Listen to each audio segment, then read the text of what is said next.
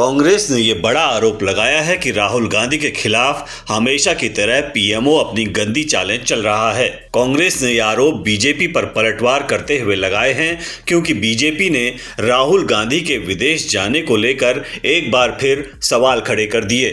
BJP के IT cell के प्रमुख अमित मालवीय ने सवाल उठाया कि राहुल गांधी पिछले हफ्ते ही विदेश में छुट्टी पर थे, अब फिर वो किसी अज्ञात जगह पर विदेश चले गए हैं। ये बार बार गायब क्यों हो रहे हैं? ऐसी क्या मजबूरी है जो उन्हें इतनी बार देश से दूर रखती है? विपक्ष के नेता के रूप में उन्हें भारत के लोगों को जवाब देना चाहिए। लेकिन बीजेपी ने राहुल गांधी के विदेश दौरे पर जैसे ही सवाल उठाए, कांग्रेस भी भड़क गई और कांग्रेस ने इस पर सीधे पीएम मोदी और उनके प्रधानमंत्री कार्यालय को लपेट लिया। कांग्रेस प्रवक्ता पवन खेड़ा ने बीजेपी पर पलटवार करते हुए कहा कि पीएमओ हमेशा की तरह अपनी गंदी चालें चल रहा है, उसे कुछ और नहीं आता है।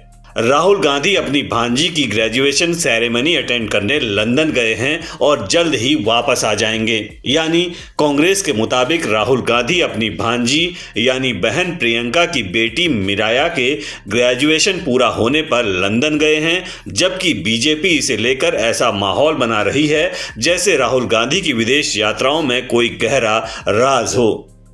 लेकिन कांग्रेस के जवाब में बीजेपी ने फिर से सवाल कर दिया।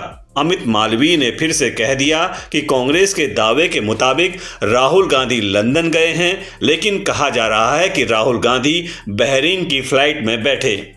दिल्ली से लंदन की कई डायरेक्ट फ्लाइट हैं, फिर लंदन जाने के लिए बहरीन होते हुए क्यों जाना?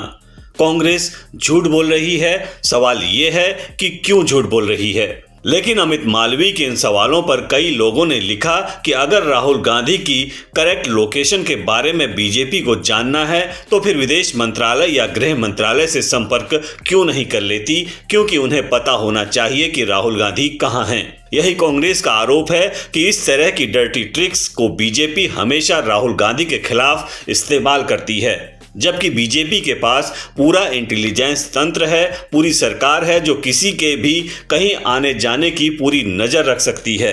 राहुल गांधी कहां जाते हैं ये सरकार चाहे तो मिनटों में पता कर सकती है, लेकिन बीजेपी इसे लेकर माहौल बनाती रहती है जैसे इन विदेश यात्राओं में कोई गहरा राज हो।